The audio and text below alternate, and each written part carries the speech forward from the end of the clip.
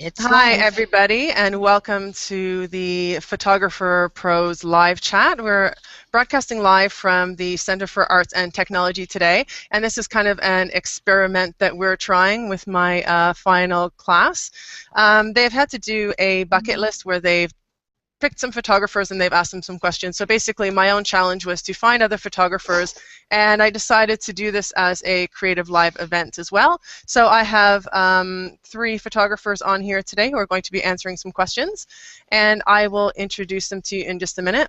My name is Angelique Duffield. My company is Bright Spark Media, and I'm also an instructor at the Center for Arts and Technology teaching social media for photographers. So obviously our topic is going to be social media, and we'll talk about networking and outsourcing and Oh, how okay, it all relates to Angelique. photographers. Yeah.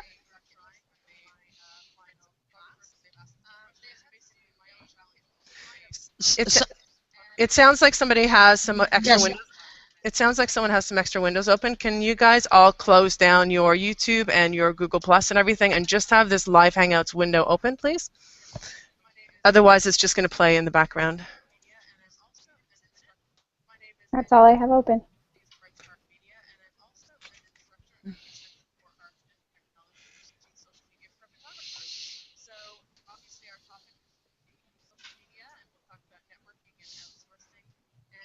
Okay, we'll just have to try and ignore that. Otherwise, if someone can just check through their tabs and just see, I can definitely hear it in the background. has it stopped now? No, I can still hear it in the background. But it's okay. It's not very loud for me, so I can keep going if it doesn't bother you guys. I don't hear anything. I barely hear it.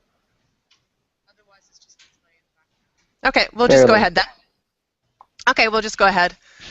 Like I said, the joys of being on a live presentation. All right, so why don't I just start? I've actually got a box that won't close on me, so this is it's blocking some of my screen. I don't know if you guys can actually see it. My students can see it. And I'll just get you guys to do your presentation. Oh, it's gone. All right, so how about we start with Rebecca? Why don't you tell us about yourself and what type of photography you do, and yeah, we'll talk about the social media stuff later. So just your 1-minute elevator pitch. I'm Rebecca Seward. I'm a film photographer, so I shoot strictly film. I do mostly families and kids and some portrait work and the odd wedding, but my focus is families. And I like lifestyle type photography, so yeah, that's pretty much it. Awesome. All right, so Kyle, why don't you tell us about yourself? I'm Kyle Pearson. I've been shooting professionally for about 5 years. I'm a wedding photographer, and I specialize in dress to dress. Awesome. I've seen your pictures with the paint. That's pretty cool. Okay, and Josh, tell me about yourself.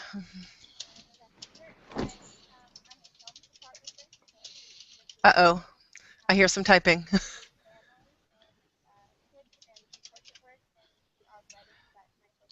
Yikes. Okay. It looks like Josh is having some technical difficulties with the sound coming from there. Hi, Oh, I'm Josh Barnett.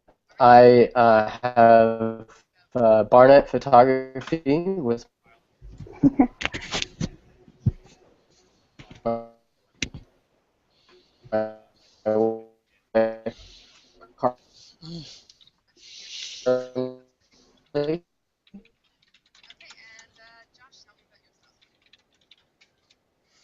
okay, so we're just going to move on to someone else. Josh, I'm just going to mute your mic. I'm not sure if we've lost Melody as well. I can't see her on there. When you come back on, Josh, just go ahead and unmute yourself. Yeah, because it looks like your picture's frozen, so you might have to jump out and come back in and see if it works. And we'll move back to you later. Hi, Fiona. Thanks for joining us. We're just going through the introductions. Hello. And if you want to, you can put the banner on the bottom. I'm not sure if you know how to do that, but if not, we'll just skip that for a minute. Okay. So we're lucky I'm here like this. Awesome. Thank you for coming on. Fiona was just getting herself set up on Google Plus today, so cool. Can you just tell us a bit about yourself, Fiona, and what kind of photography you do? I own Image Studios in Vernon. I shoot a lot of maternity, newborns, children, babies. Can everyone still hear me? My computer. Yeah, I can hear you. It's awesome. Okay. Yeah, and I've been doing that for about 5 years. And in the last year, I've opened a studio space. Oh, great. That's awesome. So were you working out of home for a while before? How long have you been in business? I had a home studio before that for about a year. And then before that, I was mainly doing outdoor work. I managed a wedding venue in Vernon, so I kind of got into wedding photography for a while. And now I'm sort of getting out of wedding photography and into more children and families. Right. Cool. Okay, so I'm just going to jump in with the questions, you guys.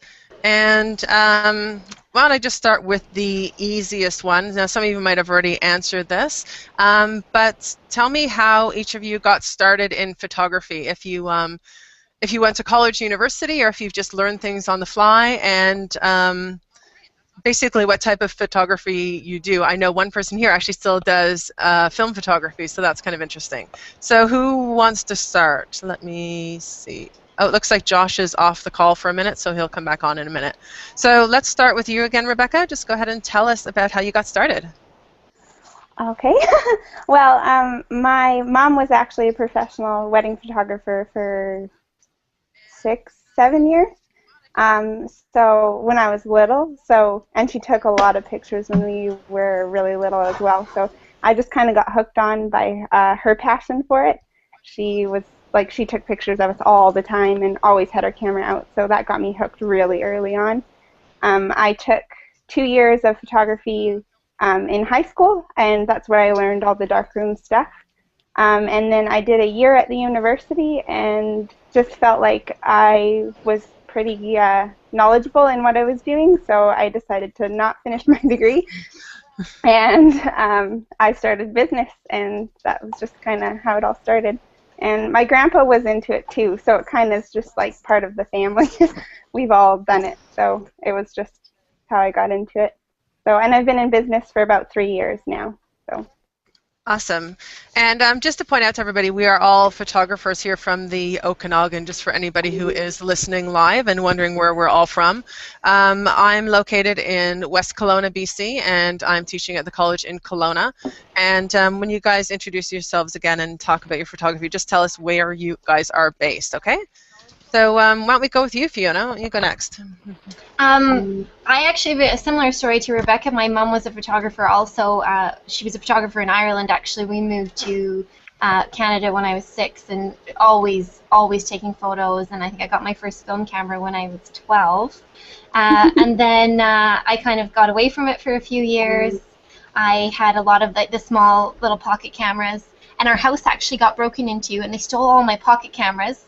And with my insurance money, I went and purchased my first digital camera, just an entry-level DSLR, and I just fell in love with it. So from there was the upgrading and the workshops, and I actually had a newborn photography instructor fly out from Toronto to do some newborn training with me for posing newborns. So that kind of sparked my interest for working with babies. And I'm in Vernon. I don't think I mentioned that. Okay. That's kind of how it got started.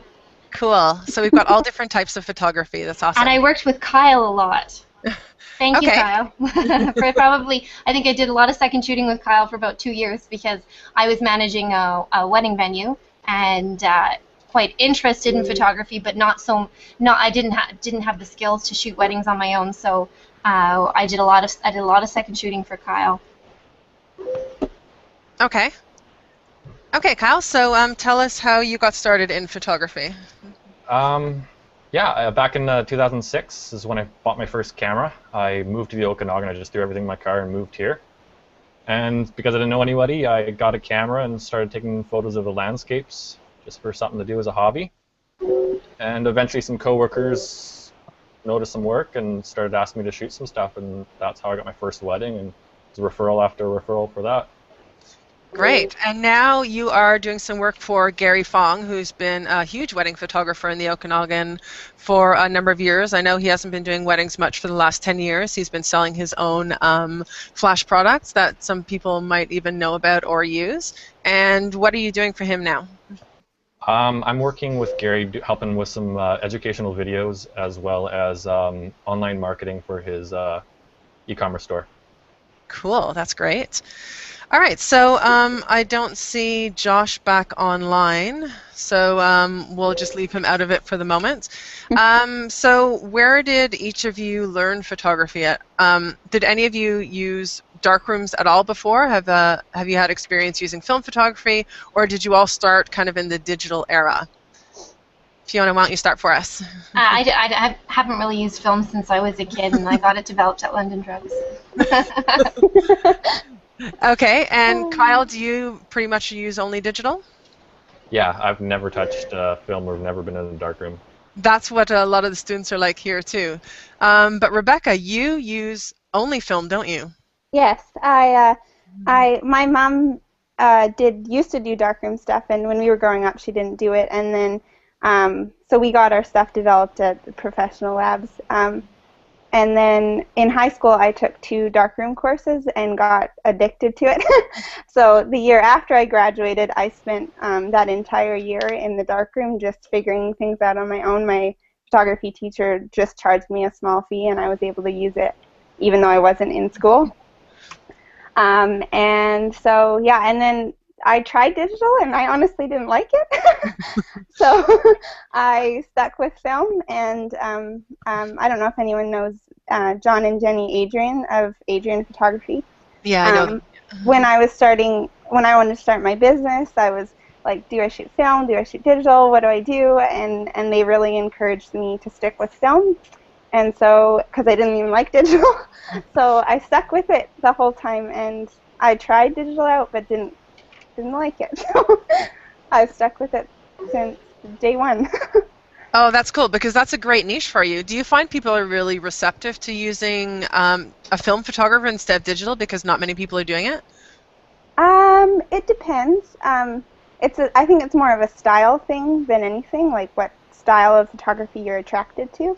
I think because film has got a little bit more of a grain to it, but some people like that, some people don't, so it just kind of depends on clients. I feel like I've had a harder time just because I'm one of the only film photographers I'm in Kelowna, so I'm one of the only ones, and I found it hard to get going because it's not like I can't do stuff for free because I have costs involved right up front. Like I don't have a lot of time on the computer, but I have film costs, and so things like that.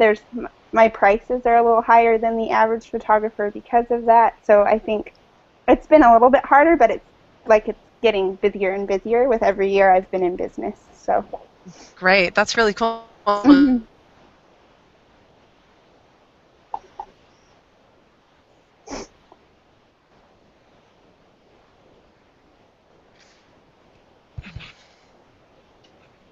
I know. Okay, hello. My line seems to have just dropped out, and now there's 3 of me signed in. 3 is better than 1, though, right? Yeah, I can see.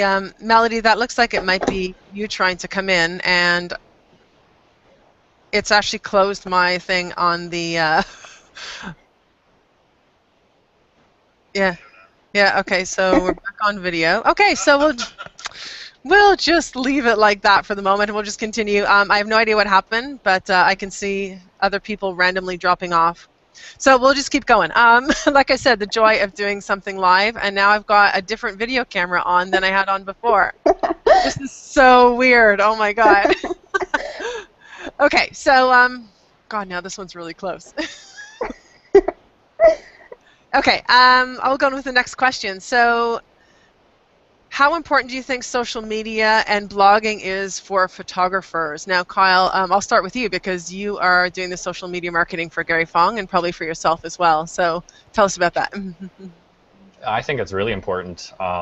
With my weddings, probably 90% of my inquiries and bookings come from Facebook. So that's what I put a lot of my time into, rather than maintaining a website, because realistically, when someone likes one of your photos on Facebook, you reach hundreds of other potential customers rather than spending all that time trying to get the same amount of traffic with SEO on your website. Right, that's a great point. So is Facebook your place of choice? Yeah. And Do you use anything else? Do you use videos, or do you use blogging or anything like that? I've blogged, but I haven't really put much into it. Only when you have a really good, like I photographed a hockey player's wedding, so I get a lot of traffic because people are Googling his name. Right. But I've found a lot more with Facebook as well as Pinterest as well, people sharing stuff. Awesome. Anywhere that you can get people sharing is what I put the focus into.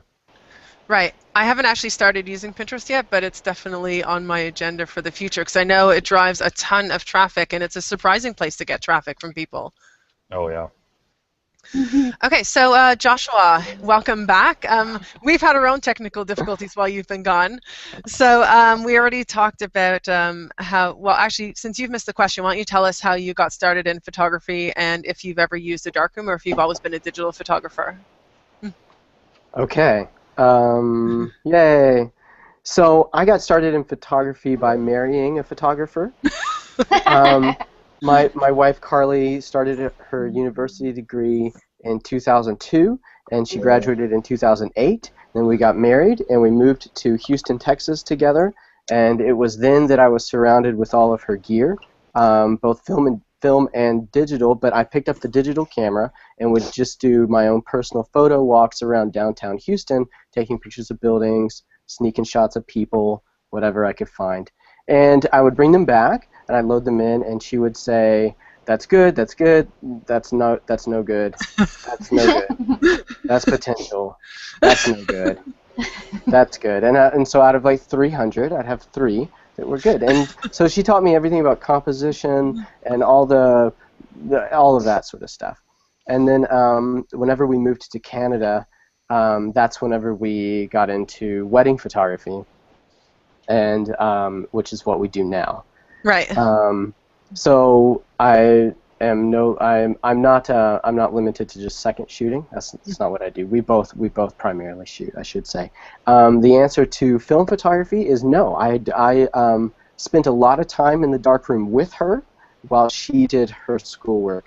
I just watched and smelled it and watched it, and it was fun. But as far as film photography goes, I have the most experience on like a cardboard disposable. Okay. For better or worse. Okay, and just so everybody knows too, I actually got my diploma in photography and graduated in 1996. So I did have lots of experience in film photography and in developing. And when I first started using Photoshop, it was on version 2.5. There were no layers whatsoever, and when 3 came out, the big thing was using layers. So I've been using Photoshop for about, 15 years now. So Josh, tell us about if you use social media in photography and what your favorite social network is. The short answer is yes, and Facebook. Okay, can you give us a longer answer? And yeah, for sure. Why did you use Facebook, and how do you get bookings from there? Do you get people making a lot of comments and sharing things? Like, how do you find it affects your business? Well, I found Facebook to be effective. It really, let's see. Hopefully, you taught them all about this, but it's all about how you use it, right? So whenever we score a shoot, and we're able to become personal friends with those clients, my personal page is now just a business page. Don't be fooled. Then we're able to tag them on our business actual page, right? And then their friends are seeing it, and we've gotten referrals that way. We've gotten other clients that way. We take inquiries from our Facebook messaging. 3 out of 10 inquiries will probably come through Facebook. Wow, that's great. That's awesome. Yeah. So as we've seen popularity increase on Facebook, we've also seen it's been at the same increase as just level of business that we've done. Like our activity there and the amount of work that we do always seem to kind of work together. Right. Do you only use Facebook, or do you use videos? Do you use Pinterest or Twitter or anything like that? We don't use Pinterest. I don't think I have an account. I may still somewhere. We do have Google Plus page. We do have a Twitter. We do have Instagram. We probably, the second one that we use the most is Instagram. I find that of the networks other than Facebook that we use, I find most of our clients on Instagram, or they find us. Wow. I don't really connect with clients on Twitter, and I don't connect with clients on Google Plus at all. Okay. I find Twitter to be more effective for connecting with industry peers. So if I want to connect with other professionals in the wedding industry, I find Twitter to be pretty good for that. But that's mostly, like, our clients, just for whatever reason, just aren't on Twitter. They Right. haven't searched us, they haven't found us, I haven't found them. So. Okay. It's interesting for me to hear that you're finding people via Instagram as well, and that people are hiring you from there too. Well, it's not. Well, maybe I didn't word that right. Like, nobody's hired us from Instagram. I should clarify. But we do, whenever we get followers there. Right. A lot of times they are clients, and Okay. so we end up following back. And so during, say, the initial booking of, say, a wedding, and typically you have another year or a year and a half before the actual event date, we're able to use those avenues to just stay in contact with them. I'm not afraid to double tap a cute shot of their dog or whatever, just to maintain a really good personal and personable relationship with the client. Right, so you're using it for basically top-of-mind awareness and just keeping in touch over the year so that you've built that relationship. Okay, because we'll get on to some networking and relationship-type questions in a minute. All right, thanks, Josh. So Fiona, tell us about what social networks you use as a photographer for your business. I actually only use Facebook. I don't think I've figured out Twitter yet. I think I had a Twitter account once, and I don't know what happened to it. I go on Pinterest for baking ideas. That's about it. And I have just found that I really don't need anything other than Facebook. I think a lot of our clients are moms. I don't think they have time to search out all these different types of social media either. So Facebook has been enough for us. Now, we opened our studio about a year ago, and before that I had a very, I'm going to call it stale Facebook page that I hardly ever used it ever. And I think it was like, I had 300 likes and like 2 people talking about this ever. They give you the little numbers on there. So when we opened up Image Studios, I opened up Image Studios with a friend of mine, Kaylee. It was close to March, and then for March what we did was we did 31 days of giveaways. It was both of our birthdays plus our grand opening, so we did giveaways every day for the entire month. We either did gift cards towards the studio, we got other local businesses involved, and people went kind of crazy over it. And we just ended up with a really, really busy Facebook page, and then throughout the year we do other giveaways. We post pictures daily. We make sure that we're on there at least once a day posting something, and if we start to notice that the interaction is going down, we'll run another giveaway, whether it's something to promote a local business or whether it's a giveaway from us. But we just try to make sure that people are talking to us all the time. And now we feel like our clients kind of have gotten to know us, and they think that we're fun because we give them stuff. And like we just did the 12 days of Christmas, so we did a bunch of giveaways for that. And now when March rolls around, we'll do the 31 days of giveaways again, and that will involve other local businesses giving gift certificates. I know Kyle has given us gift certificates for our 31 days of giveaways as well. Thanks, Kyle. And just getting a lot of the local community involved. And we did with our Facebook. Because we have a studio downtown, we have just tried to get involved with like the other local businesses that are downtown, and we did Halloween photos with on the trick. We were on a trick or treat trail, so people could stop in. So then we posted those on Facebook, and people could tag themselves. Cool. So that got people who hadn't been in the studio yet, when they came in to get their Halloween picture done, like it was cheap, it was like $10 and you're going to get a print. They'd get a business card. Go find us on Facebook and we'll let you know when you can download your photos. So then they'd have to go find us on Facebook. Then at Christmas we did free Santa photos with the DVA, the Downtown Vernon Association. So when they came in and lined up for their free Santa photos, they'd get a card. Go find us on Facebook and we'll let you know when you can have your photo. And then we sold them their digital file and let them post it to Facebook. So then people were tagging the studio, or we would tag it. So we've just tried to focus on one thing. Like I have an okay website, but I don't use that a lot. Are you gone again? No, Doing I a can lot hear of you. tapping.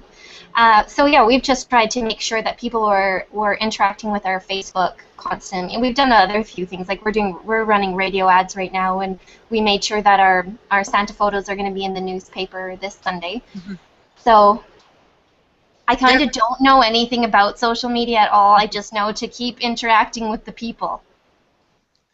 But it sounds like you've got a really good strategy. That's pretty awesome that you've run contests and that you're hooking up with local media and things too. So you're using it as a marketing tool, which is fantastic. So Yeah. that's what we talk Well, a lot about. it's worked because I used to shoot maybe 3-4 times a month, and I did 12 shoots this week. Wow. I'm really tired. Well, thank you for taking the time to come on here too. Yeah, no problem. Okay, Kyle, why don't you? Oh, sorry, I've already talked to you. How about Rebecca? Tell us about your favorite social network. I like Facebook. I haven't been using it a lot for business until like the past 6 months. But the past 6 months, because I've been using it a lot, I've been getting more attention. I find with things like Instagram and Twitter, though, I find more vendors who are using those that I connect with. Right.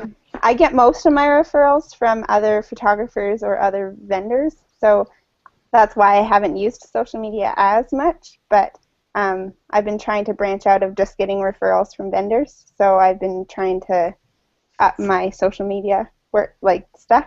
So yeah, they work great. I've been slowly getting used to it. I'm not a technology person, so it's hard to figure all this stuff out and how all of it works, but I'm getting used to it. So Tell me about it.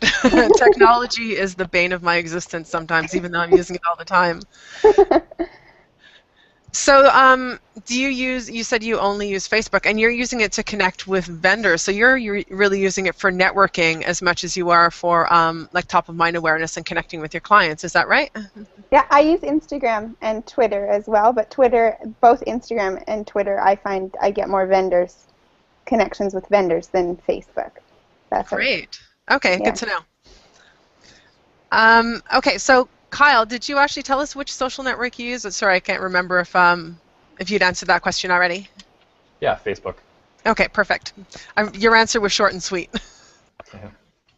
Okay, so how important is networking to photographers? You've all talked a lot about connecting with clients, and I'll skip you on that, Rebecca, because you've just answered that question as well. But how about whoever wants to just pop in and tell me how you use social media for networking?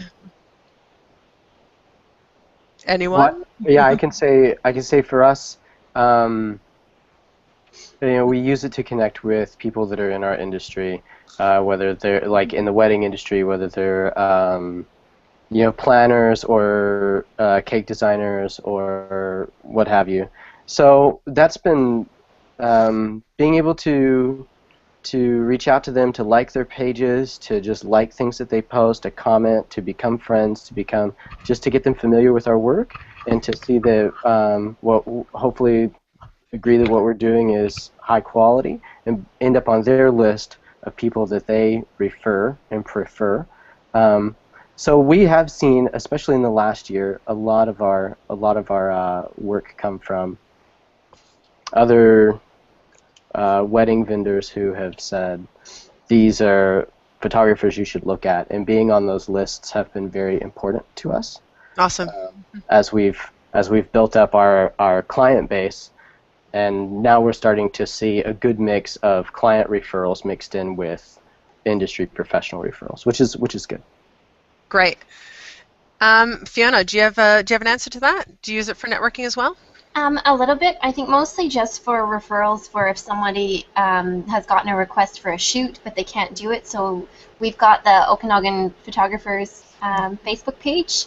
I've gotten quite a few bookings from that. But I think now that I'm getting out of weddings, like I was a wedding planner for the last few years. I was managing a wedding venue, so having lists like that, like sometimes I would shoot weddings and sometimes I would refer them. So it was great to have networking opportunities for that. Now I think now that I'm not doing weddings, I don't think it's as important, but it is lovely to have friends out there who are photographers, someone you can bounce ideas off or chat with when you're when you're bored and you're on Facebook.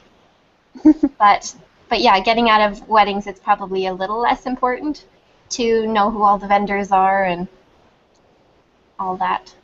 Okay, cool. Kyle, so how did you connect with Gary Fong in the first place? Was that part of networking, or is that a strategy, or did you just kind of stumble upon each other? Yeah, that was networking.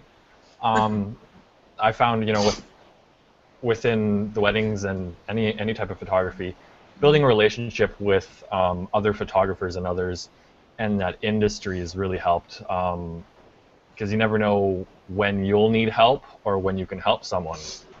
I've had times where, last minute a second shooter has dropped off and then I needed one within, the next hour to come help with the wedding, and, you build a relationship with people and they trust you. You can hope that they have your back. And basically, yeah, Gary put out a shout out looking for someone to help with some video editing. So, I messaged him saying, yeah, I'll help you out, whatever it takes. And it turned into a job. Great. And actually, that's how I've connected with all of you, obviously, on the Okanagan Photographers and Second Shooters Facebook group. But I also got my job here at the Center for Arts and Technology from the Facebook group, because the department head of the digital photography program at Cato is part of that group. So Kevin Trowbridge sent me a Facebook message and asked me if I would be interested in teaching the brand new course. So I developed the course and taught it the first time in April, and here we are for the second time running this course. So it's social media for photographers. So for myself, in my photography business as well as in teaching social media, I've definitely gotten jobs out of Facebook. Now I use Facebook quite a bit. I use LinkedIn when it comes to other professional connections, and a little bit of blogging. That's more for my social media business than for my photography. But yeah, I definitely think that networking is really important, and it's been so great to meet all of you guys. And again, thank you so much for coming on, because I just put the call out on our group a few days ago, and all of you jumped in and volunteered. So that's awesome. Thank you so much. So networking really, really does work, and especially with social media, it's great contact. So how about the next question? How important is branding for your business? And if you did all the branding, like your print marketing or your website or anything like that, if you developed it yourself, or if you hired a web developer or a graphic designer, or if you just kind of played around with it and did it yourself. So I'm just going to start with Rebecca, because it's easier for me to just go in order of the film strip at the bottom. When I first started, I was doing it all myself, but I found with that I wasn't happy with what I was doing, and I'd get tired of what I was looking at, and it would just get frustrating. Whereas this year I finally have some friends who jumped in to help me out with it, who are extremely talented at what they do. And so that has made it a lot easier. And I don't get it. I'm not frustrated with it. I love it, and it's I don't see it till it's done, kind of thing. And that's been really important. I think, yeah, it's huge to have a brand and to have consistency in your work. Just because then people will see your work and know it, right? And then they'll become attracted to what you're doing, and so they'll want to hire you specifically for what you're doing. And I think it's huge. So it's definitely something I've had to learn, because I haven't been overly consistent. But I'm glad that that I'm at a point where I feel like I'm headed more and more into that direction, and people are starting to recognize what I'm doing and seeing it as something different, and it's standing out a little bit more, which has definitely helped increase my business as well. Right. Okay, great. Thanks, Rebecca. Kyle, how about branding for yourself? How important do you think it is? I think it's fairly important. You want people to easily remember you. There's, everybody knows that there's so many. Everybody's a photographer. There's so many out there, and it's a lot of competition. So having, any type of branding that will help potential clients remember you is fairly important. And do you have consistent branding across like Facebook and your website and everything, or because that's another thing that we talk about in class, making sure that everything is pretty consistent, whichever social networks you're using? Yeah, anytime someone pops on, whether it's Pinterest, Twitter, Facebook, website, they have to, within a split second, know whose page they're on. So having something consistent is, yeah, very important. Right. Okay, Joshua, do you have anything to add to that? How important do you think branding is for your photography business? I think it's pretty important. I think for us, it's been important for us to just let ourselves be the brand and let our personalities be our brand. And that way we're connecting with the people that connect with us personally the most, and it creates a good relationship between us and the clients. Okay, thanks. And how about Fiona? What do you have to say about branding? If I was going to add anything to that, I'd say a big thing for us has been having really high quality business cards. So when you hand something to someone, it's something they want to keep. We also did have like an online PDF that we send out to people when we get our inquiries, and it's really well put together. It has information, it's got quick tips, it's got photos, it's got pricing, and then it's got a really simple menu at the back in terms of our products and prices. So that's been really important. I mean, it's always a work in progress for me since I started and didn't really know what I was doing probably when I started. But, you know, just having like we've got the same logo on our website as our Facebook page, as our business cards, and we try to keep everything as consistent as possible, but it's always a work in progress. Definitely. I've found with myself too, my brand has definitely changed over the few years that I've been doing social media and even before in photography. So, and I think it's really important to know that when you start out, you're going to do things yourself quite often, and then at some point it makes so much sense as your business grows and as you become more successful that you actually do hire somebody, because as you're trying to create your professional image, I suppose, that it's really important to have really professional business cards and a website and everything that goes along and supports that, because if you have something that looks really amateur, then people are just going to perceive you as an amateur photographer. But then if they see someone else with, you know, a fantastic website and the pictures look really good, then I think it really supports you and your brand. Let's talk a bit about photo editing and Photoshop. Obviously, since Kyle was hired for doing photo editing, you're probably pretty good at that. So why don't you just talk about that first? When you were doing your own wedding photography or landscapes or whatever, did you always do your own photo editing? And how did you get into doing editing for someone else? I know you talk about video editing, but how about photo editing and retouching? Yeah, when I was doing weddings, you know what, I really wish that I outsourced all of my editing. That is the right answer. Yeah, you know, to an average person, when you look at an image, they can't really tell the different styles of editing. So, you know, how finicky, you know, each individual photographer is with their editing. Again, the average person can't tell the difference between it. So focusing more of your time on, you know, networking, bettering your photography skills is probably a lot more value than editing the photos yourself. So I would outsource if I was to do it again. Great, that's a great tip. Because myself, I just started outsourcing my photo editing about 6 months ago, and I am so much happier for doing it, because that's the part of my business that I really didn't like doing. I prefer to be doing the marketing. I love doing the album design, and I love doing the shooting, and the editing was not what like, it took me forever to do it too. I don't mind playing around with it, but what I really realized myself is that it's taking me so much more time, and that time would be more valuable spent on, like you said, marketing and networking. Do you agree with that, Fiona? I look at it from two different ways. Sometimes I have to, like right now I've outsourced everything I did in the last 2 weeks because I'm really behind. I do love editing. I love learning about editing, and I find that when I go through my photos, I learn a lot about what I just did. I find my errors. I find where I could have changed things. I go, okay, I had soft focus on this photo, but I have beautiful focus on this one. So I'm still at that point where I learned so much from my editing that sometimes it's hard to let go of it. And recently, with quitting my other full-time job, now I have a lot more time to do those things, sort of, sometimes. So I do like to see what I've shot. So I mean, at the very least, I have to go through them and decide, okay, these are the photos I'm going to send off. I can't just upload it and send it off without ever looking, because I think I just lose out on too many learning opportunities like that. So I mean, if you're I guess depending on your skill level, if you're totally set and you know everything you shot is just perfect and you're fine with it, you can send it off. I still like to look and kind of go through the images, but sometimes I don't have a choice. This week there was no choice. So everything got sent off, and I'll do that from time to time. So I can either choose to shoot 9 times a week, or I can shoot 3 times and make sure I do my editing. So sometimes I'm going to choose to shoot more.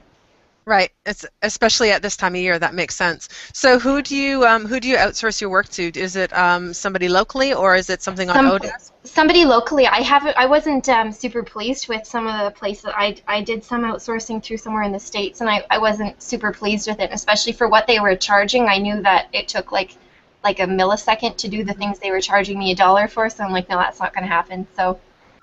Right. And for myself, I actually do cull the images myself, so maybe 1,000 or whatever images, however many I shoot on a day, 800 or whatever it is. I actually cull it down and then just send 300 to 400 out to, I use Lavaloo, and I figure if it's good enough for Jerry Guionis, it's good enough for me. So I send it out to them, and they just do the complete basic contrast and brightness adjustment, and especially if there's a lot of mixed lighting shots, indoors and outdoors, I get them to do that. And then when it comes to retouching, especially like the faces, if it's a lot of close-ups, then I will invest in a few hours of major retouching, and they charge by the hour for that. Right. So once I'm ready to put things in the album, I do the design first, and then I go back and have all of those completely retouched. And of course, if clients place an order, then I have those ones fully retouched as well. I think weddings are a lot more frustrating for editing too, just because they are so long. Like, I mean, you've just shot for 8 or 9 hours, so you have 2,000 images to go through. When I do a baby session, I generally take about 100 to 150 max, and then I want my favorite 35 to 40 for my clients. So it's not so much going through 2,000 images to give them 500. Right. It's smaller. Right. And Josh, do you outsource your editing, or do you do it yourself? I know who does it. Yeah.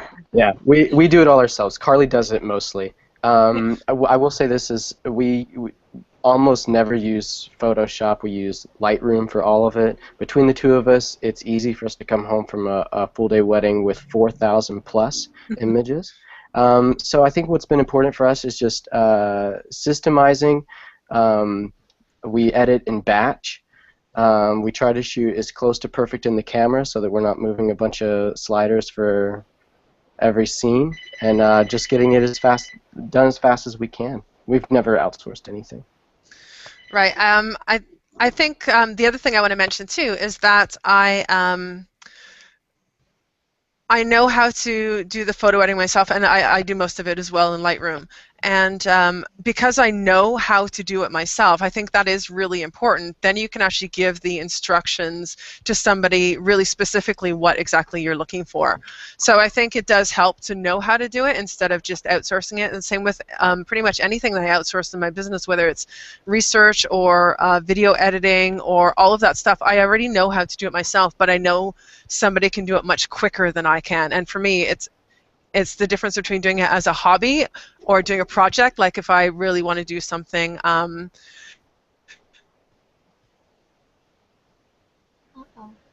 She's gone.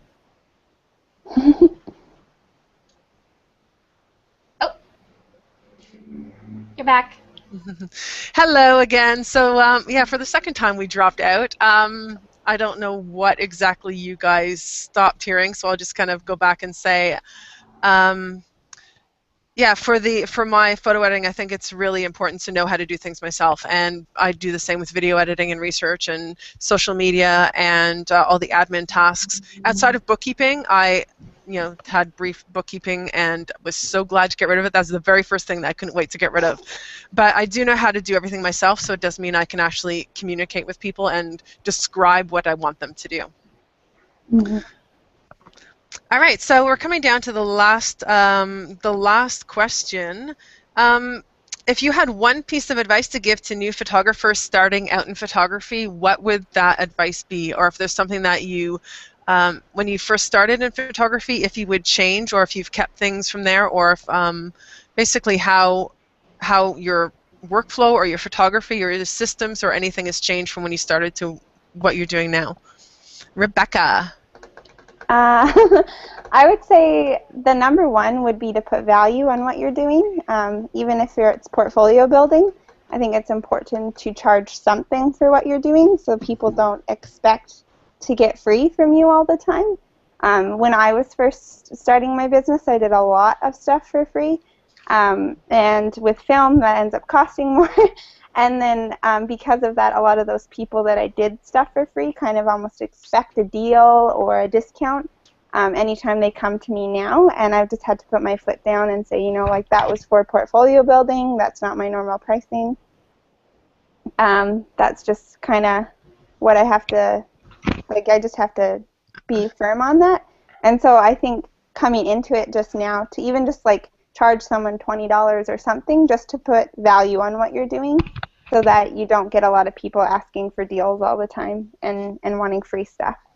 So good, that's a great point, because I think especially as you establish a real brand for your business, it's really important to like you said, value it. And value isn't necessarily, you know, $20 an hour or $50 an hour, wherever you're charging. It's also what the market is demanding in it and what you can charge people, because your service has more value than just the print that is printed on. Yeah, and I think too, for because there's been a lot of undercharging from a vast amount of photographers, myself included, when I started out, there's almost this, at least in the Okanagan, there's this expectation of how much you can pay for wedding, or you should pay for wedding photography or for a session. And so when they come to you and are like, oh, that's crazy expensive, they don't understand the value behind it and what they're getting out of it. It's about an experience and building a relationship and something more than just a price. And it's just like the same thing goes for something else, like handmade stuff, right? A lot of people don't understand why people charge what they do, but there's more to it than just the number. And so I think, yeah, putting value in what you're doing is like the number one thing, I would say, at least for starting out. Okay, great. Kyle, so what do you think is the biggest piece of advice that you would give? Don't forget that you're a photographer because you love it. You know, Yeah. Don't get so involved in making money and shooting as many weddings as you can, because eventually it's going to become, every wedding's going to become a cookie cutter, and you're going to forget why you got into photography, and it's become a job. Mm-hmm. That's a good piece of advice. Okay, Joshua, what do you think is the number one advice you give to people starting out in photography? Aside from, like, I would say, like, don't put all of your energy into making friends with other photographers in your hopeful field. Like, look for other people who work in that field. If you want to do fashion, get to network with models and agencies. If you want to do weddings, network with planners. If you want to do whatever it is, product, network with local businesses. Those are the people that will give you money to work, or will send you to people who will give you money to work. So. Okay, I'll just have to trust that that was that was live, because my line keeps dropping out, unfortunately. Fiona, okay, so what is the number one piece of advice that you would give to photographers? I'll touch really quickly on pricing, because I think in the beginning it's really important to build a portfolio, but maybe not advertise so much that you're building a portfolio. Like, don't, if you put it up on Facebook and here's your Facebook page and look what I'm doing, I shot this and I shot that. I think it's important to portfolio build and then present it to the world with, this is what I'm charging. I've gone through so many different price changes since I started, like, and you lose clients along the way. Like, I've been where I was free, and I've been $60 for a shoot, and $90 and $150, and now I'm probably one of the more expensive photographers in Vernon.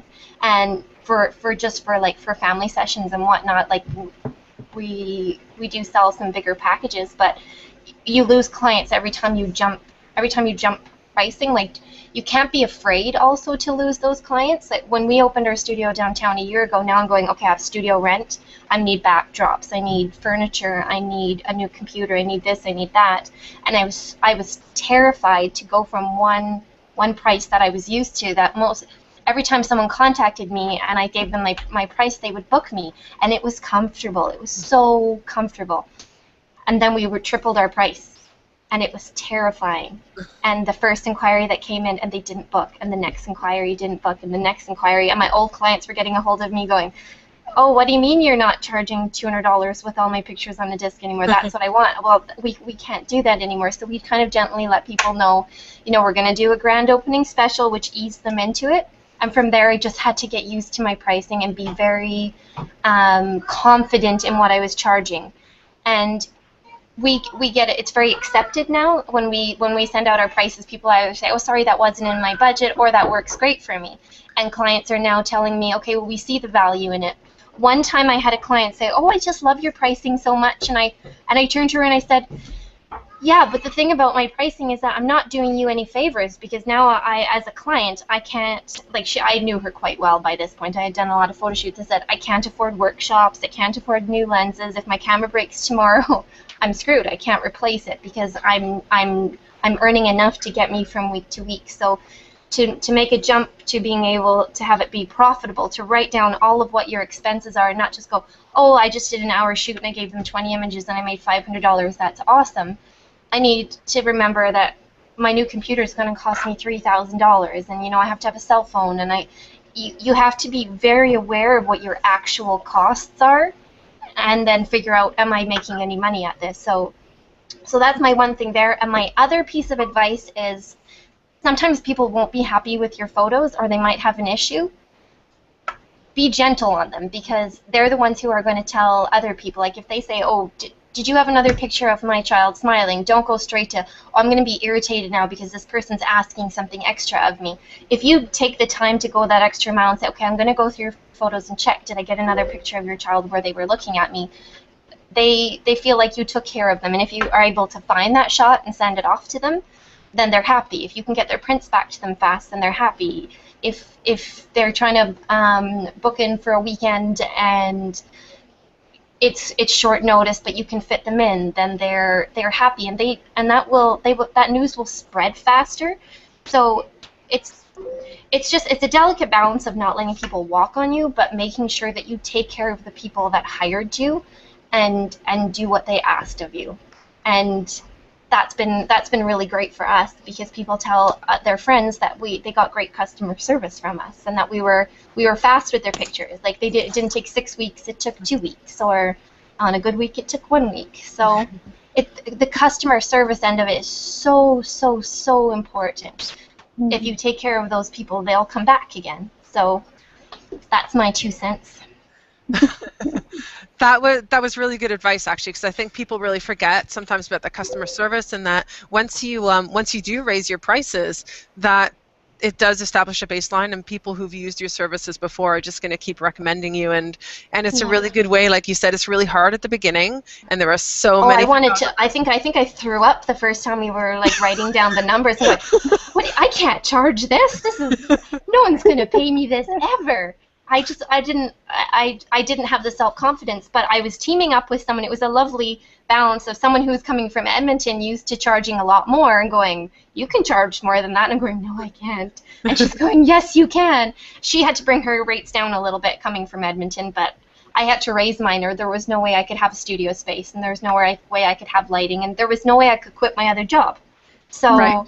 You just have to get over the throw-up feeling, and then it's okay. And I've gotten better clients. I hate to say it, but I do. I have much better clients now who they come in for a shoot, and it's meant to be a mini shoot, and it's 10 images included, and you start showing the dad pictures on the back of your camera, and he goes, we'll just take all of them. Just let us know however many you want. We'll take all of them. I'm going, okay. That makes it a little easier. I feel like less like throwing up now. So when did you actually raise your prices? When we opened the new studio. I had the home studio before, and it was good. I raised my prices a little bit when I opened my home studio, because it was cute and it was nice, and it was attached to my house, but it didn't have its own door, or it didn't have they didn't have to go through the house. And so when I opened up downtown, I'm like, I do it now or I do it never. Like it has to. It was a great. Oh look, I have a new studio. I have a new partner. We're doing this. We're doing studio work now as well. It's downtown. You don't have to come to my house. it was a great time to do it. So it just kind of all worked out really well that way. Oh, that's good. And I'm glad that you brought up the whole pricing thing and how hard it is to raise your prices. I've started doing work as a Hangout producer, so doing exactly what I'm doing here and doing the behind the scenes work for people, because as you've seen from jumping in, it's not just a matter of doing one or two things and it all works, because technology never works that way. So someone that I know who's been a Hangout producer, she said she started by charging $500 and she hardly got any clients. Oh no, she started at $97, then she jumped to $500 and she started to get more clients, and then she jumped to $1,500 and she started getting more and better clients, and even in my own photography as well, because I charge, my starting rate for weddings is $2,500, and that includes an album, and then my packages go up to $7,500. And it's true that you really do get better clients when you charge more, because they're a lot less, they're not necessarily as picky, they're not just shopping for everything on price and trying to bang you down and get a discount on everything. And that's what everybody I hear in the industry, in any industry, talks about. When you raise your prices, you get a better quality customer, so you can either fight with the weekend warriors who are all out there with their digital cameras and charging $500 and have everything all in, and we have that discussion all the time in our Okanagan photography group, where people are we do. Yeah, and it's true. Like when you're starting out, you've got to. Yeah, I've been there. Like I know what it's like to be brand new, and I didn't believe them. I didn't believe if you, like, I had the lady who came out from Toronto who did newborn posing. Like, she said, when you raise your rates, you'll get better clients. I was like, okay. And now I see it, because we get clients who want to spoil themselves. Yes. So they like the luxury. Like, our studio is kind of like boutique style, downtown. We have cute furniture. We get them a latte. And they feel like they're being a little bit spoiled when they come in. And then they want to splurge on canvas printing, or they want to splurge on albums, or they go, oh yeah, of course I want brag books for all the grandparents, because it's like they enjoy spending money. But when it was $200, they're going, oh, can I have all the raw files too? But you don't need raw files. So it was kind of like, or what do you mean I only get 40 photos? Like, I'm only going to do this once this year. I want lots of pictures. So it's hard. It is hard when you first do it, but like you said, you have to have that leap and have the confidence in your own pricing. And I also, I think that when you charge more, you're not in the kind of basement with people like, or companies like Walmart, and that's where the people have the expectation of paying $25 and getting 3 sheets of prints that they can use for everything.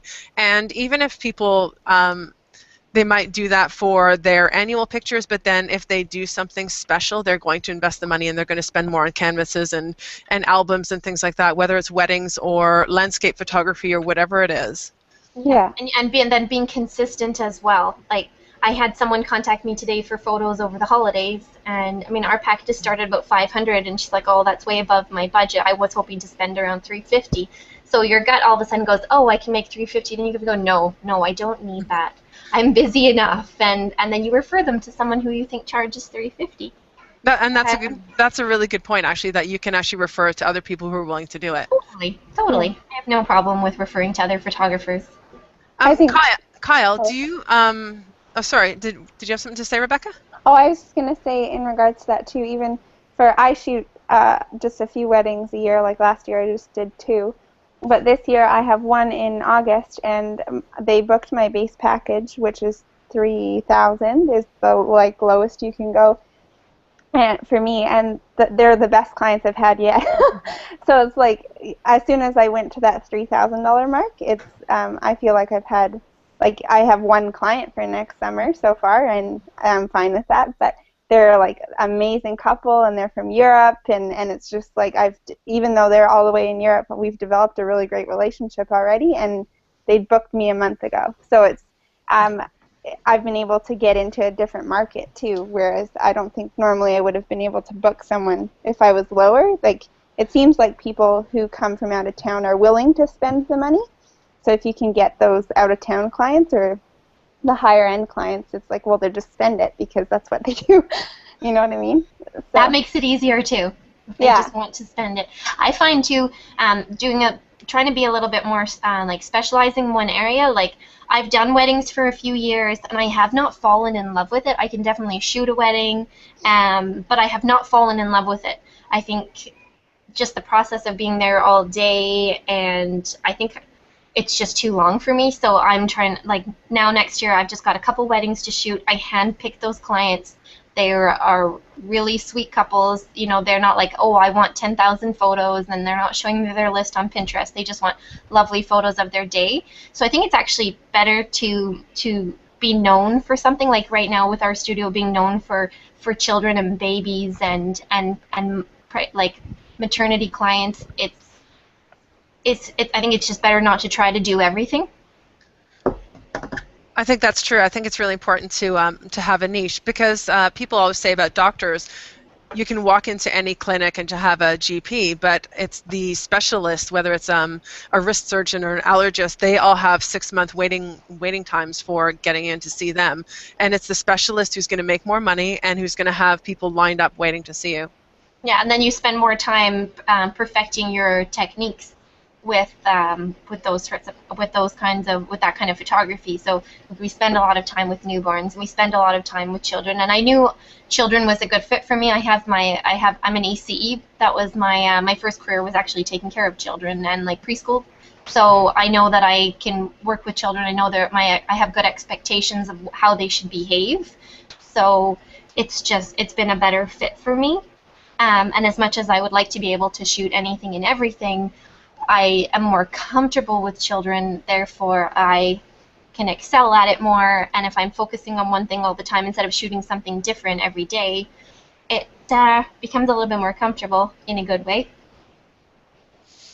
Great. Okay. Kyle, I just wanted to pop over to you because you have a canvas printing business, right? Yes, he does. And do you get questions all the time why you're more expensive than Walmart and things like that? Like how did you base your prices, and how do you, when customers call you or contact you, do you justify your pricing, or do you just point them elsewhere?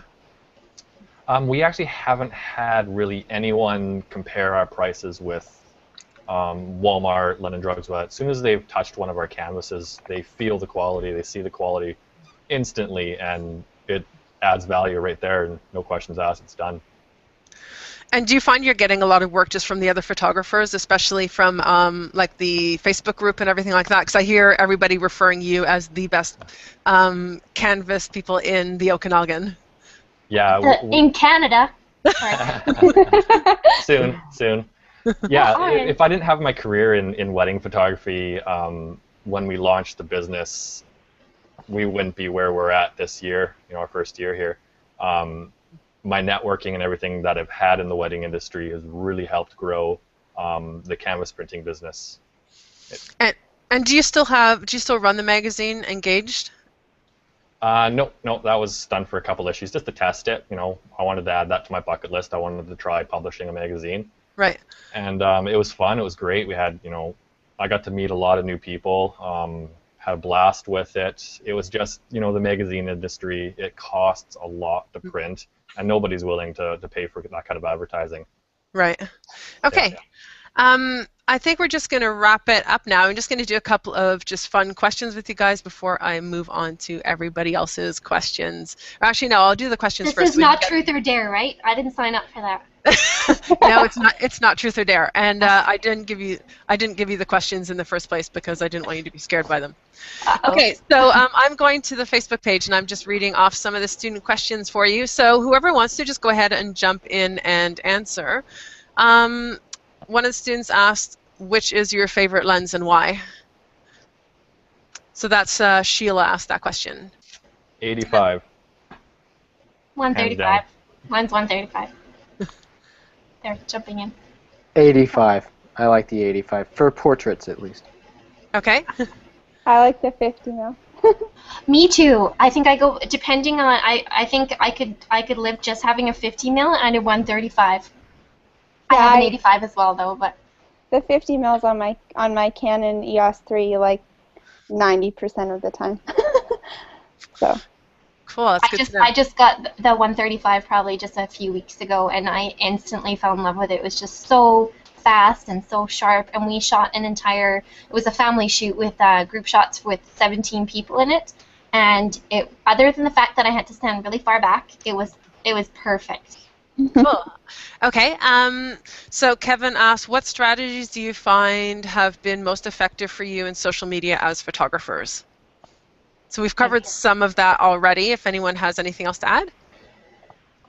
I think for us, our biggest, most effective strategy has been to get an image online as quickly as possible after the shoot. For us, on a wedding day, that is either between ceremony and reception or later that night whenever we're home. We tag our clients in it, and then we say to see more of these images as we upload them, like our page. And then the rest come up whenever we're done with it. It could be weeks, right? So that has been the most effective tool to build build our audience and attract traffic to our page. And I do see that all the time, Josh, so good job. It always makes me, oh, Josh has shot another wedding. Carly. Yeah. So good job.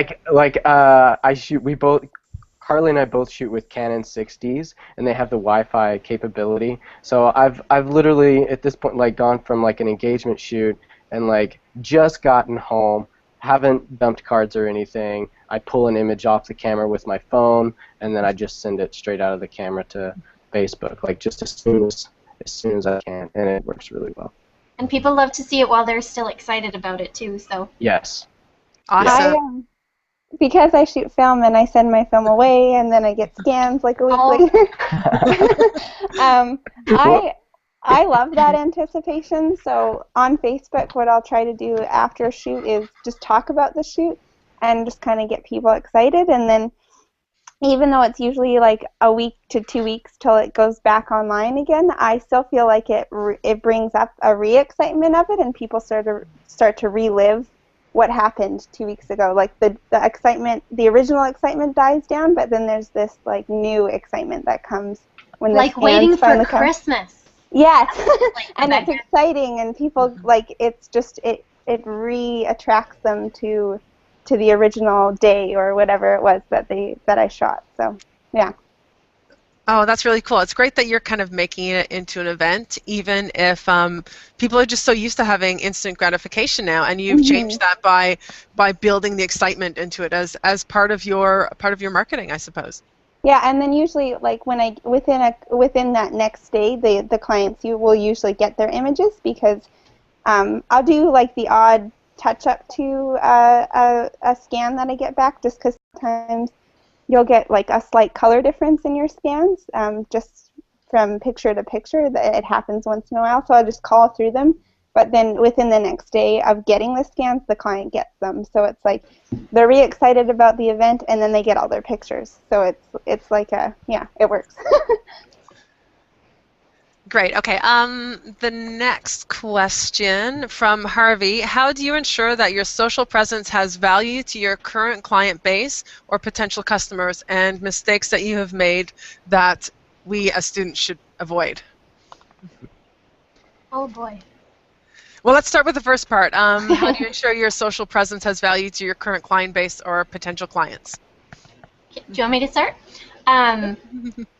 One thing that I've seen people do out there in social media is they go do the liking ladders. So you'll have 1,000 people like your page, but really it's just kind of trading likes. So I think it's more important to make sure that you have, if you have 700 or 800 fans on your Facebook page that are following you because they like your work and because you did photos for their cousin or you did photos for their sister. So you've got people following you on Facebook that are relevant to what you're trying to promote, because otherwise you could end up with through these other liking ladders, you have 10,000 fans on your Facebook page, but none of them are interested in anything that you're doing. So with our Facebook page, I mean, we've got a lot of probably mums and aunts and friends and sisters on our page. So we know that we're posting photos of their families and their friends' new babies, and so it keeps it relevant there. Yeah, it's the same thing with us. Whenever we tag that couple the night of their wedding and it shows up on their pages, whenever we're asking for likes, we're reaching out to their friends and family. The bridesmaids. Yeah, we want the bridesmaids, we want the groomsmen, we want the people who are going to also be getting married in the next year or 2 years. Awesome. That's a good strategy. Anyone else? Do you have any other comments about how you use your social presence for valuing your current customers and other new customers? Kyle or Rebecca?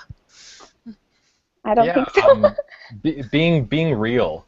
I find, if you who you are on social Mhm. media, then your clients see you. They see that you have the same humor as them, or you like the same things as them. They'll be more comfortable in front of the camera and more inclined to book you as a photographer if they feel like they like you as a person. Mhm. Yeah, I Kaylee think and there's. I like to try to post Oh. photos of ourselves once in a while too, even if we're just doing something silly or getting a drink, or if we're testing out a new backdrop, we'll try to put up a picture of ourselves up there being goofy, because that's what we do. I think blogging is huge for that too, for people seeing who you are as a person, because it allows you to write a little bit more about what you do and what you believe in, and then people become attracted to that, right? So. But that's only if you can write. So if you can't write like me, don't blog. Or you can use pictures. One thing that we've done is we are like our profile picture on whatever platform we're using is always a photo of us. Because if I can't connect, if I can't personally connect with the client, then it won't matter how much they connect as much to my work. And I agree. I do the same thing. I always have a personal picture, especially if you represent your brand. We talk a lot about that in class, that no matter where you are, like the customer service that you give, the way that you interact on your social networks and an email and even your voicemail, that's really important in making that connection and being authentic in who you say you're going to be, and that's how people connect with you. So I definitely have a personal picture even on my brand, as you can actually see right here. That's my profile picture.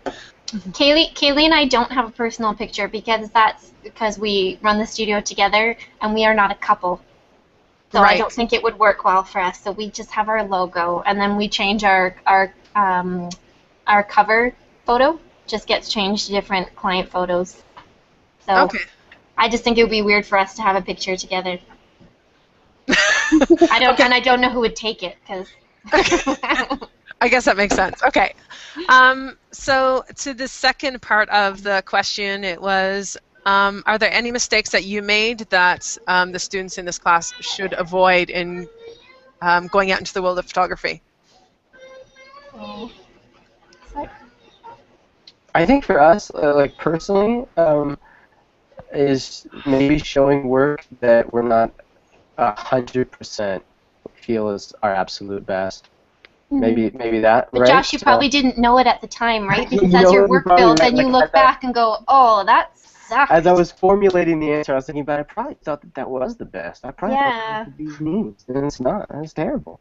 But But I think it's important to remember that as you're growing in photography. One person I'm thinking about is Jasmine Starr, that she was blogging right from the start, and she still leaves all that up there because there's value in seeing where you started from, and you have to start from right. somewhere. And you're always going to look back, and your work is going to grow. Oh, And the you can still go back on our blog and check it all out if you wish. One mistake maybe we didn't make, but we try not to make is overshare. Like Fiona says, they try to do something once a day or maybe twice a day if there's more events.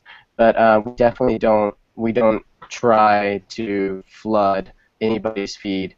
You can on Facebook Insights you can see when somebody unlikes your page, and often for us that happens whenever we've hit Facebook 2 or 3 times in that day, and then some cousin of some client just unlikes the page. I'm sure that's who it is, right? we usually try Say, to I share don't like care about these people one anymore. thing from every shoot. So like let's say yesterday we had a newborn in the morning, we had twins in the afternoon, and then I had a Christmas shoot in the evening. So each one of those wants to see something from their shoot.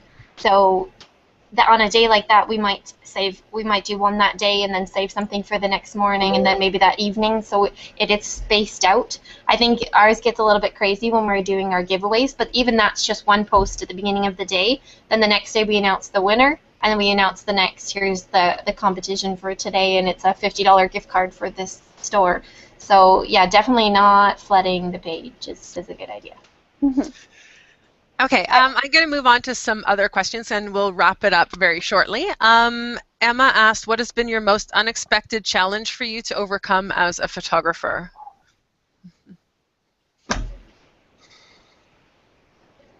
That's a big one. Oh, It is goodness. a big one. I think maybe, I don't know if this would be Fiona's biggest, but for us over the last year, just managing our own time and balancing, we saw a lot of growth over the last year. We went from a handful of weddings in 2012 to shooting 20 this year, and we have 20 booked for next year, and we're still booking next year. So Cool. I think just figuring out how to balance it all has been a real struggle for us. We were running so close to the deadline this year that as soon as we all got sick, we had to send emails to the last 3 clients and say, hey, like, we're completely wasted, like, we have colds and flus, and your images are going to be late.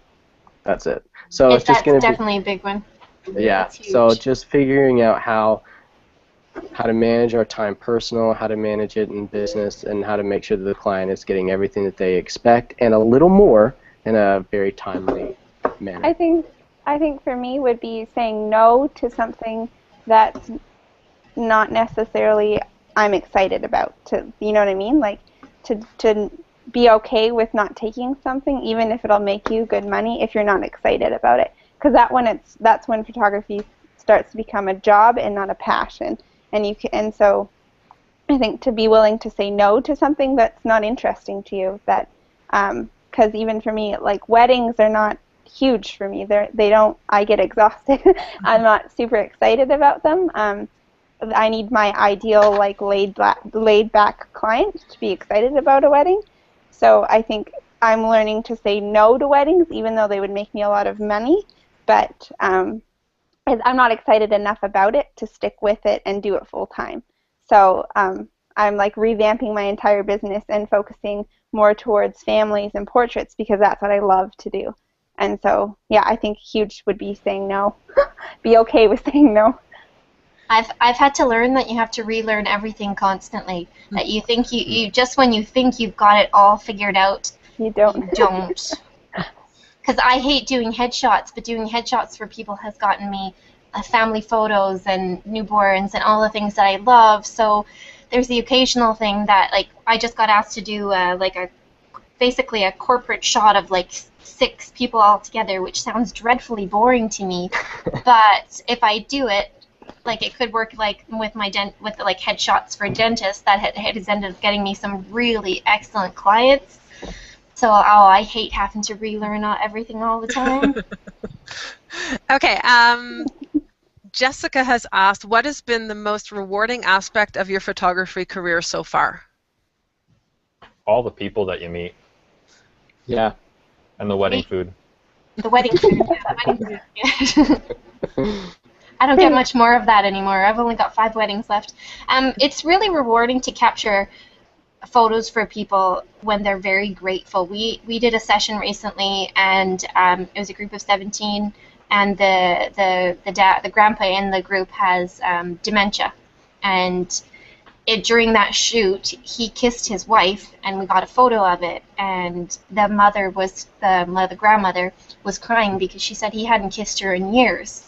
And, it was just, they were so grateful to have a picture and pictures of him smiling with his grandkids. So we get a lot of those. Like, for me, it's a lot of being able to do that for people. And it's just extremely rewarding when they get their photos and they are happy. And, we had a maternity client in yesterday. She had her new twin babies, and it was the first time she was seeing her maternity pictures, and she's got her babies, and she's going, oh my goodness, I can't believe that's me, and I actually looked really good, and she's getting all in a big fluff over it, and it's beautiful. It's beautiful to see. So it's extremely rewarding.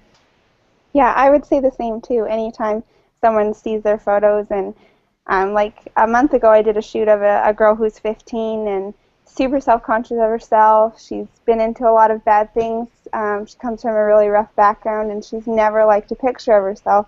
And when I got the photos back and shared them, she cried because she finally realized how, like, what she actually looked like and how the world sees her versus her own perspective.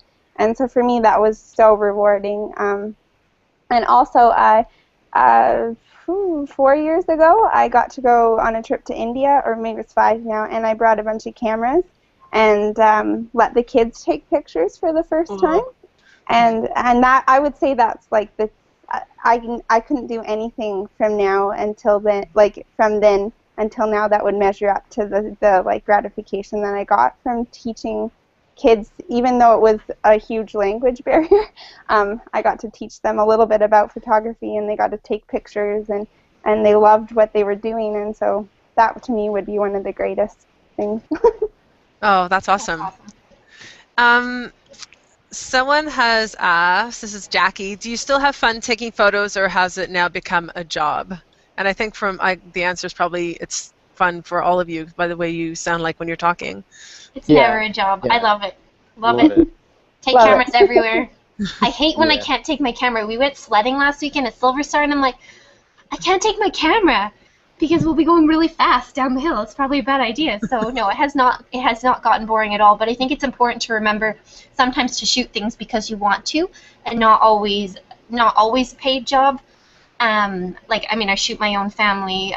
I photograph my nieces whenever I can. I'm going to go to Ireland next year in September, and I'm going to photograph all of Bobby's nieces and nephews and all of my family, because all of our family is all over there. So I'm going home to do, like, I want to do some travel photography, go on some photo walks on my own, and photograph something different, as well as get images of my family. So no, I never get bored.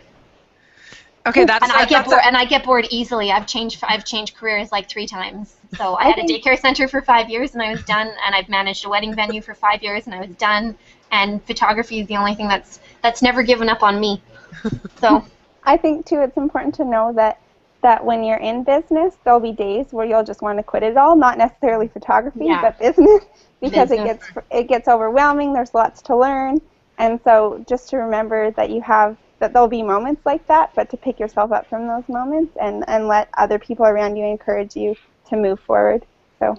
And don't compare yourself to other people's work. That's really a hard one. I think the only photographer you should ever compare yourself to is the one you used to be. So sometimes I'll look at my newborn images and go, oh, I'm crap, because they don't look like Stephanie Robbins at all. But then I'll look back at my first newborn shoot and go, oh, I have learned a thing or two.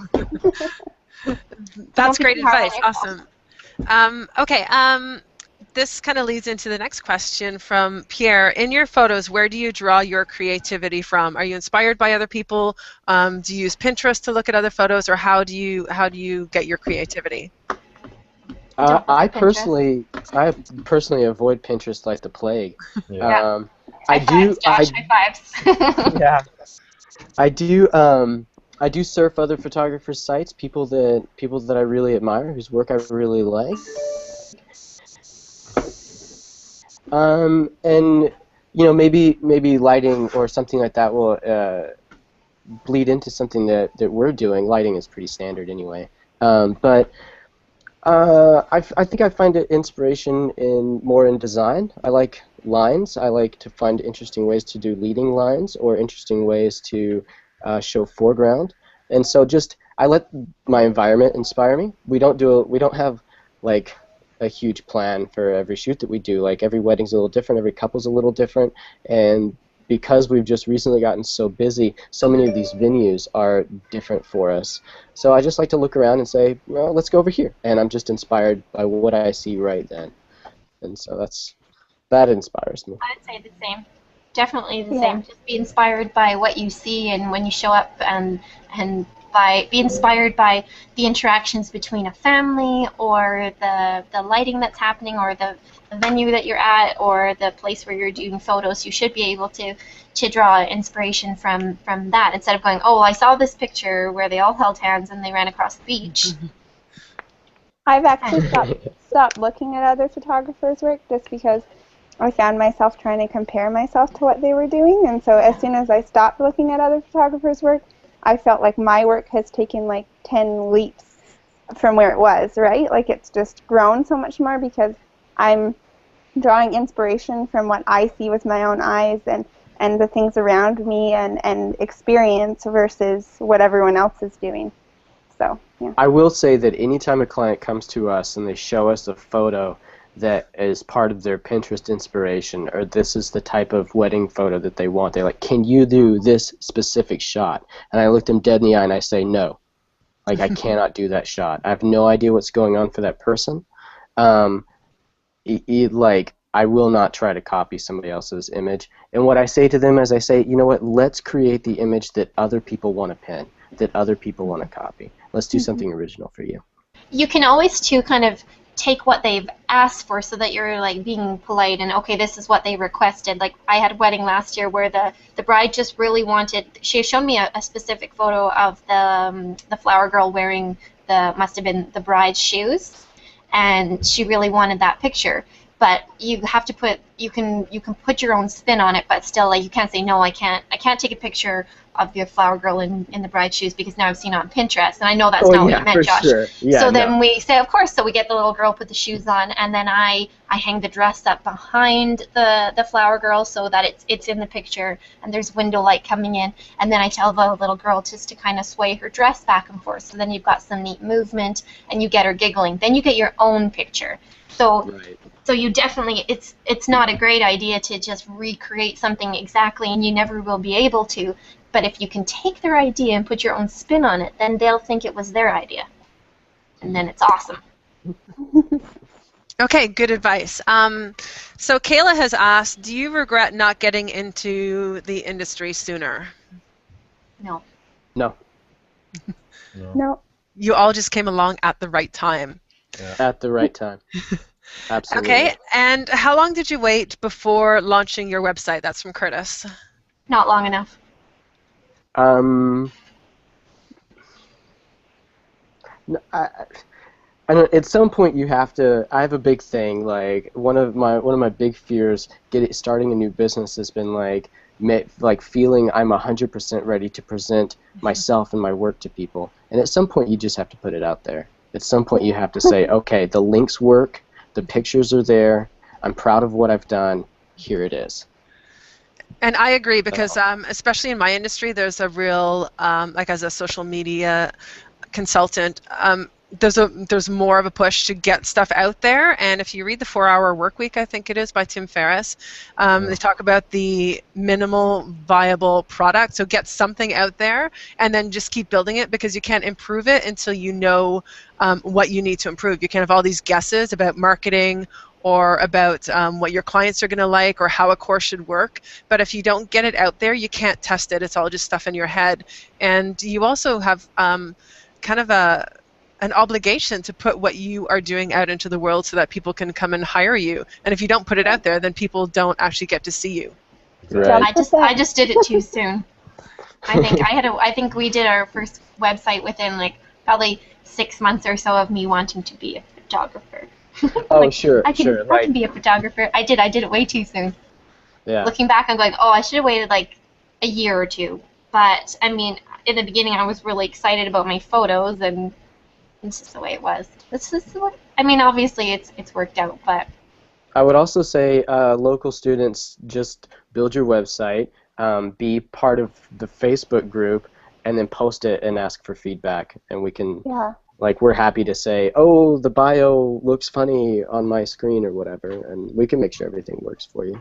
The best thing I think I ever did was the workshop I did with the lady, I did a Baby Vogue with Stephanie Robin from Toronto, and it was like in the very beginning of when I have just started like working with newborns, and she critiqued our work, and she was like, no, you have lit this image basically up the baby's bum, so all the light's coming in the wrong way. I can looking up the nostrils, and what I like about the baby is it looks peaceful. Your background is wrong, like everything was wrong with my image, and I'm just like, oh, tell me more. It was awesome. I'm like, I want to hear everything that's wrong with my picture, because every time you post something on Facebook, everyone's like, oh, I love your pictures, you should be a photographer, you're awesome. And I'm like, they're lying to me. So it sounds like you're also saying you keep investing in your work, because I invest in training every year for whether it's, and I'm also a member of photography associations, and I take mentoring, and I have coaches and all these things that help me in my business every year after school. Obviously, school was a long time ago for me. Yeah, definitely. I think it's really important to realize with photography that you're never done learning, and there's even things that you will relearn even a few years later. I just took a workshop in October, and it was the best decision I could have made this year. A lot of it was relearning stuff I already knew, but I learned a lot of new stuff as well. And so I think it was really important and why relationships with other photographers is important, because if you can build honest relationships with each other and kind of give each other feedback when you see something that's not their best work, or little things to say, oh, you could improve in this area, or you're doing really good in this area, and just encourage one another as well as give constructive criticism, I think is really, really important in the photography industry, and we don't do it enough. The best thing I ever did was get a studio partner.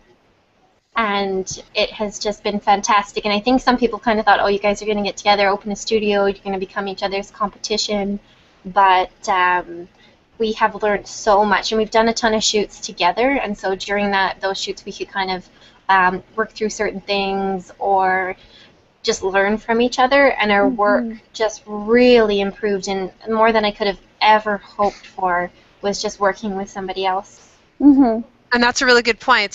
Partnering with people to push yourselves, as well as not looking at all the other photographers as competition. Because even in this group, I think it was either Kyle or Joshua who said it before, that if you post something that your assistant couldn't make it, and you put anything in that Okanagan photographers group, somebody will jump out and help you. And it's been such a phenomenal place, like a really great community, and the feedback in all sorts of areas. Sometimes there's some heated discussions, but I think that just adds to the spice of it, and I think that's really important. That page has the least amount of drama I have ever seen on any photography page ever. Like, I had to leave Canadian Women Photographers. I had to leave that just because the drama in there was ridiculous. So I love that page is so yeah, that page is so, the Okanagan Photographers page is very, very relaxed. But we've kind of had to do a little bit of kind of put up your blinders.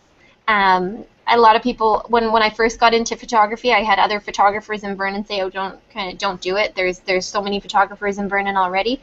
But it should never matter. There could be 10,000 photographers in your area or 20,000 photographers in your area, but there's only one of you.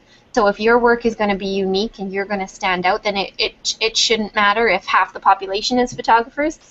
It's just about the fact that you are now a photographer. So I have put up blinders to the point where I can really only name a couple of the photographers that are in Vernon. I know that there's probably lots, but I can only really name a couple of them in my area. Other than the ones that I was already knew through social media or was friends with or had worked with. Like, you just can't let that panic you that there's too many. So now you won't get any work. I think too it's important for us to realize that the more and more we encourage each other and push each other and create this demand for what we're doing, the more and more the general public are going to want to invest in it. So we need to be willing to work together.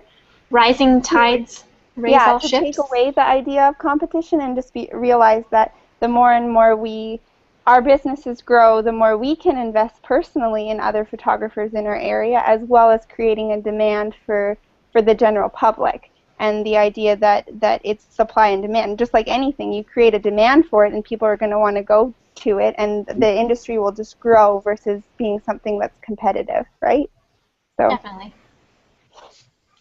Okay, so I'm going to wrap it up now. I've just got some rapid fire questions, and you guys can just actually I'll just go through the list of all of you guys. So these are really, really easy questions. Okay, don't get scared. I do have some harder ones. I decided not to go with them. So these are super easy questions. Rebecca, film or digital? This is such an easy one for you. Film. Okay, Kyle, ketchup or mustard? Mustard. Joshua, holidays with sun and sand or on the slopes? I'm going to say sun and sand. Texas boy. Fiona, city or country? Country. Rebecca, Canon or Nikon? A Canon. We've got some cheers in the audience. Kyle, are you a traveler or a homebody? Ooh, I wish I was a traveler. Kyle Hard to travel with kids. Father. Joshua, Starbucks or Tim Hortons?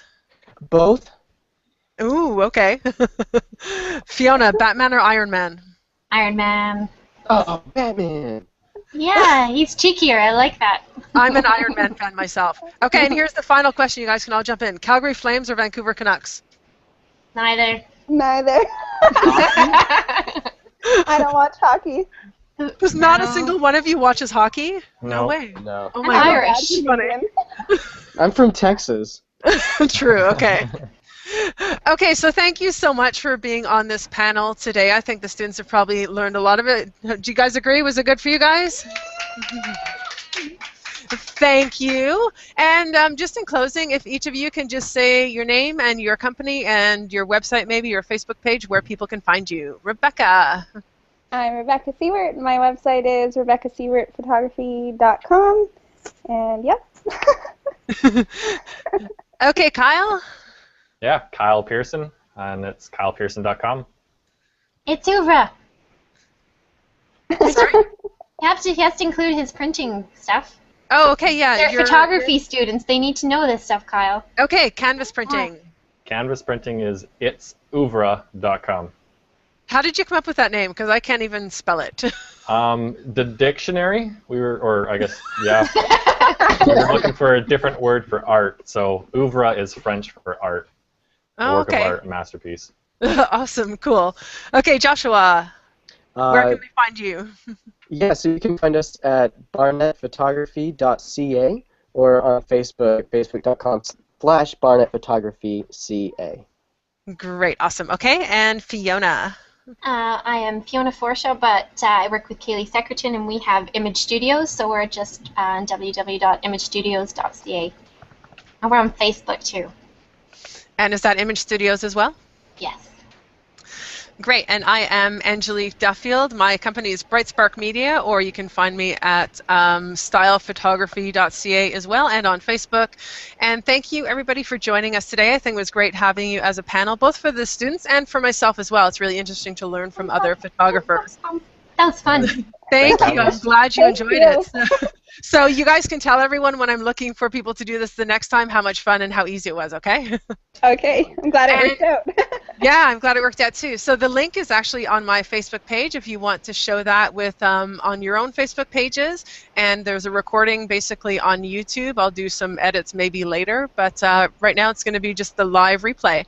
So thank you again for tuning in. And this is Angelique Duffield from the Center for Arts and Technology. Thank you so much, guys. See ya. Thank you. Yeah. Bye, guys. Yeah. Bye. Bye, bye.